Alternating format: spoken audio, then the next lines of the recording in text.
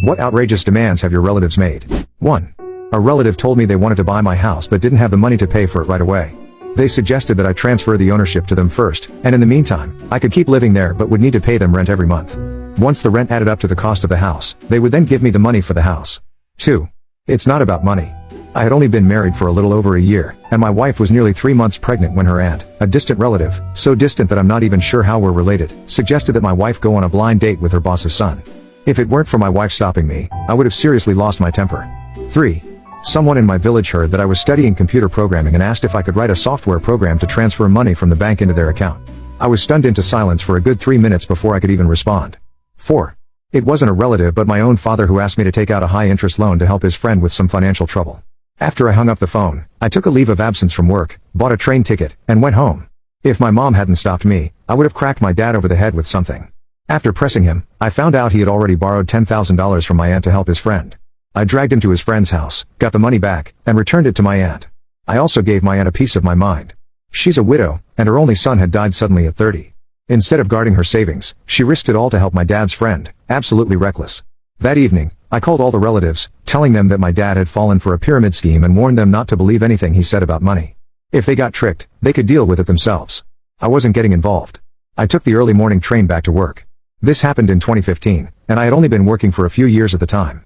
As my mom put it, she had never seen me so angry, cursing so loudly, and I even smashed 2 cups. She said I was no longer the obedient child she knew, but at least she wasn't worried about me getting bullied while living alone anymore. 5. Can it count if a relative didn't even ask but just took what they wanted? One of my cousins got married, and at the reception that night, he drank too much and was carried back to his new bedroom by a few people.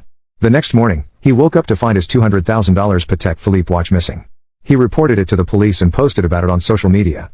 A few days later, I heard from my dad that another relative had taken the watch while my cousin was passed out on his wedding night. The relative returned it to him, jokingly saying, "I just thought your watch looked nice and wanted to borrow it for a few days, but I forgot. So why did you have to report it to the police?" So if my cousin hadn't reported it, were you planning to forget about it forever? 6. This happened to my cousin. One of my uncles needed money for his business and asked my cousin to lend him some. My cousin replied, "I don't have any money." My uncle immediately said, "Then go to the bank and get a loan." My cousin responded, "Why don't you go to the bank for a loan?"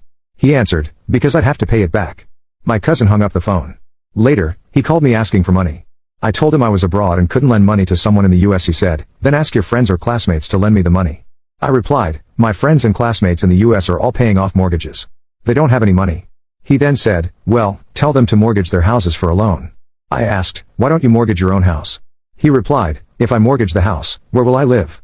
I blocked him right after that. 7. My second cousin asked to borrow my passport. She said she needed it to secure a loan, and the money would be used to repay the debt she owed my family. 8. A relative asked to borrow $80,000. I replied somewhat sarcastically, "Sure, I'll sell my new house, then sell my new car, and if I hold off on getting married, I can use the dowry to make up the rest." He replied, "Great. You should be able to get the money together in a week, right?"